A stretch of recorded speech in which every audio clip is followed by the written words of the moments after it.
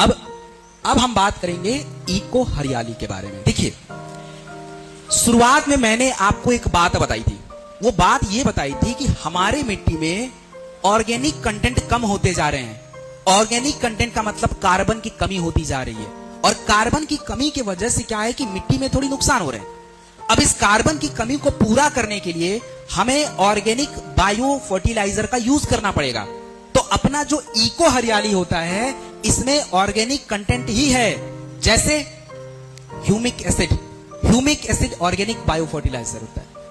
आपका fulvic acid होता है, वो भी ऑर्गेनिक कंटेंट है।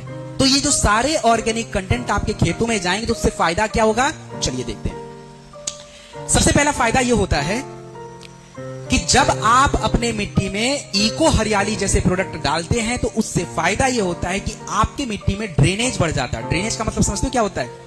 ड्रेनेज का मतलब होता है मिट्टी के अंदर पानी जाने की क्षमता, ड्रेनेज बोलते हैं। उससे क्या फायदा होगा? जितना नीचे तक पानी आपका सोखेगा मिट्टी में, उतना ही आपकी जड़ें मजबूत हो जाएंगी। और जड़ें मजबूत होंगी तो क्या होगा भाई?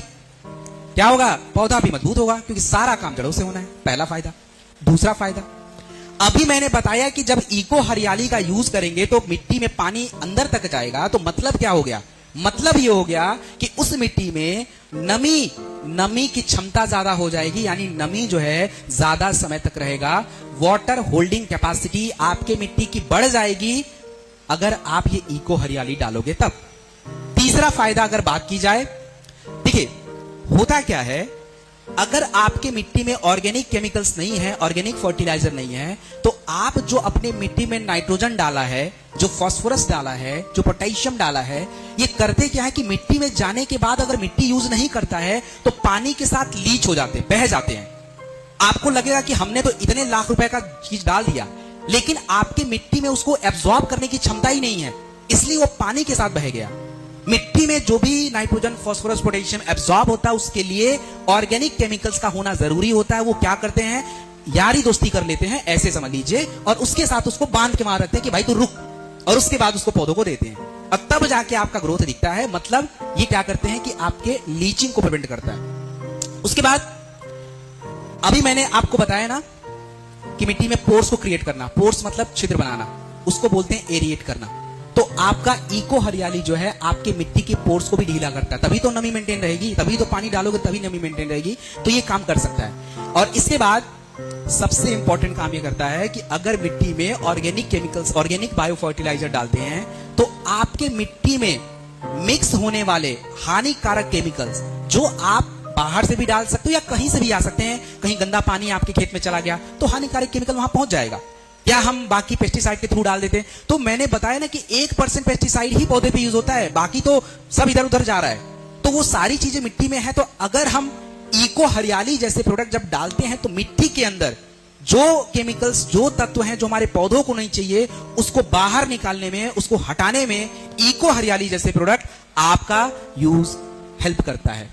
और दूसरा एक और फायदा है कि इको हरियाली जड़ों को बहुत अंदर तक ग्रो करने में भी हेल्प करता है। तो ये जो सारा फायदा आप देख रहे हैं, ये सारे के सारे इको हरियाली के हैं। और इसके बिना आप ये सोच लें कि मैं बहुत ज्यादा उत्पाद बना लूंगा, वो नहीं होगा। क्योंकि आपने देख लिया, हम यूरिया पहले से भी डाल रहे हैं, डीएपी पहले से भी डाल रहे हैं, लेकिन हमारा उत्पाद उतना नहीं बढ़ रहा है। आज के टाइम पे bio fertiliser is the option.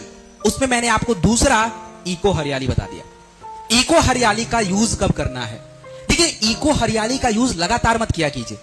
1 महीने में एक बार या 2 महीने में एक बार इको हरियाली कर दिया बहुत है, क्योंकि इको हरियाली पौधा यूज नहीं करता, ये मिट्टी के अंदर यूज होता है, तो मिट्टी के अंदर रहेगा थोड़ा। इको हरियाली को यूज करने का तरीका, अगर आपको मिट्टी में एप्लीकेशन करना है, मिट्टी में डालना है, तो मिट्टी में कितना डालें? 1 एकड़ जमीन में 500 ग्राम इको हरियाली डालिए। और अगर किसी को इको हरियाली आपने दिया है तो उसको ऊपर से फुल्विक एसिड नहीं डालना है, ह्यूमिक एसिड डालने की जरूरत नहीं, क्योंकि सारा कंटेंट आपके इको हरियाली में ऑलरेडी अवेलेबल है। तो इको हरियाली 500 ग्राम प्रति एकड़ जमीन में पड़ेगा। और यदि आप स्प्रे एप्लीकेशन में यूज करना चाहते हैं, स्प्रे छिड़काव करना चाहते हैं, तो 2.5 ग्राम 2.5 ग्राम प्रति लीटर वाटर में आप इसको लीजिए, स्प्रे करिए। और स्प्रे जो है थोड़ा जड़ों के आसपास किया कीजिए, वहां जरूरत है, मिट्टी में, इसका ध्यान रखिए। तो ये आपका हो गया इको हरियाली।